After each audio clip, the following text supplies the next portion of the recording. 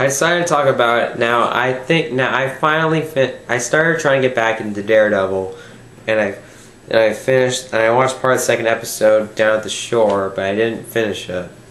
Luckily, today I finished the second episode, and I watched the third one. And that's not, I'm just telling you guys, I might be getting back into it. Who knows, I might just be obsessed with Wet Hot American Summer. First day of camp. But what I want to tell you is that I want to talk about the end. I want to talk about the final action sequence in episode 2. At the end of episode 2.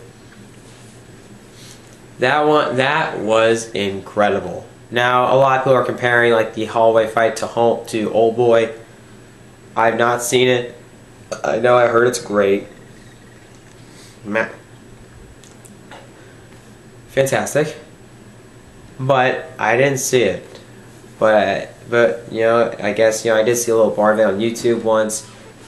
So I guess there's similarity. I can see similarities to it. In terms of the fact it's one continuous shot and the choreography, I guess. Because they just do something. They just create something thrilling out of it. The action's moving, but also there's some very good cinematography. And also some pretty good lighting, unique lighting. And yeah, I guess. Now, what can I say about the fight scene in Daredevil? It works well, because not only is it with all these guys here, it pushes Murdoch it pushes him. It really makes him use his endurance, push himself to the limit to get this kid out of there, make sure he's safe, but also keep himself protected. Like, just always having to knock out people. But also, one thing I really like about this one is that there actually is you can see that vulnerability to him as Daredevil, even though he's skilled with by using his other senses to help guide him and of course help him with his in terms of fighting. There is a sense of vulnerability character, because there are times where he gets tired, and there are times where he's just struggling almost a little bit to just keep fighting. And he comes up with all these different kinds of moves to just try and do it, because he's trying to come up with some, I think, maybe some sort of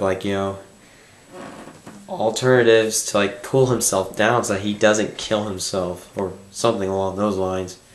But one thing I can say, it really is so well done what they did in one take. Now, I know it wasn't all accomplished. Now, this is all accomplished in one take. I think it probably took several takes to do this, right? But the one they used is absolutely fantastic. I mean, knowing the fact that there's a guy gets thrown out a door and breaks it, and then a guy gets a printer thrown at his head.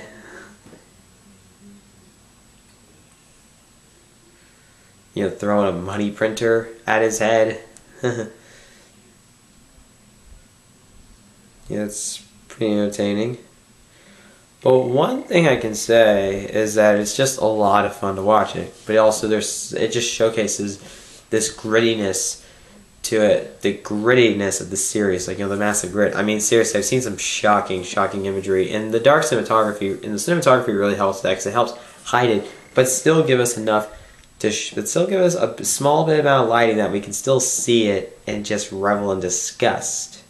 React in disgust, Because I think that's the portrayal of Hell's Kitchen. In fact, it's just, oh my god, it's disgusting, it's violent, it's bloody, something like that.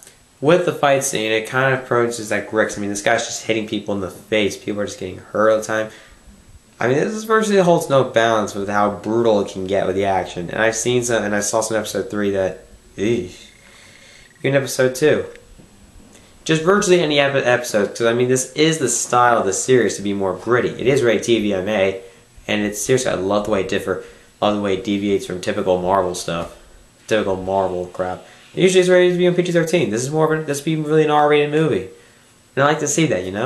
We're getting a Marvel movie with Deadpool next year. Rated R. Now I don't think that's not confirmed yet, but I really want it to be rated R, because you know why? Because that's how you do Deadpool. Profanity. And make it break the fourth wall. Seriously, is that trailer online now? I mean, is it official? Because I'd like to see it. We all want to.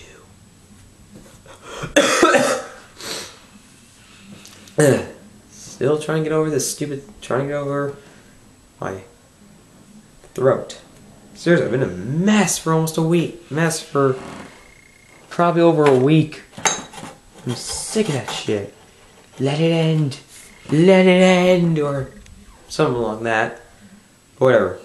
The entire episode is great anyway, but I really want to talk about the fight sequence. That was fantastic. I mean, so thrilling, so well shot, and there's such fantastic choreography. I mean, you could see just some great and it just makes for some thrilling action. But also, there's a sense of vulnerability to the character, thus building the tension and thus sustaining it until the end of it.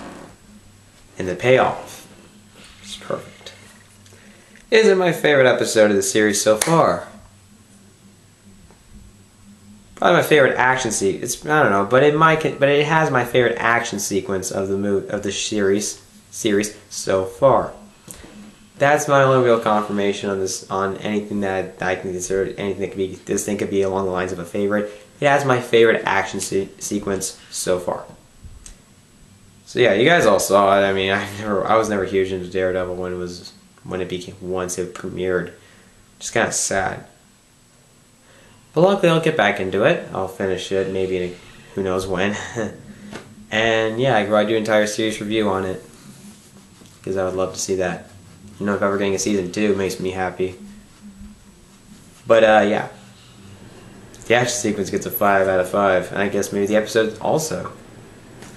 But anyways guys, that's my review of the action sequence. That's just my take on it. That's just my opinion on the the final action scene in the second episode of the series of Daredevil. Comment below. What is your favorite episode of Daredevil? Do you like the show? Are you excited for season 2? What's your favorite action sequence of the entire series? Probably is this. Probably is the one I'm talking about right now. Who knows? Comment below and subscribe to my channel for more videos.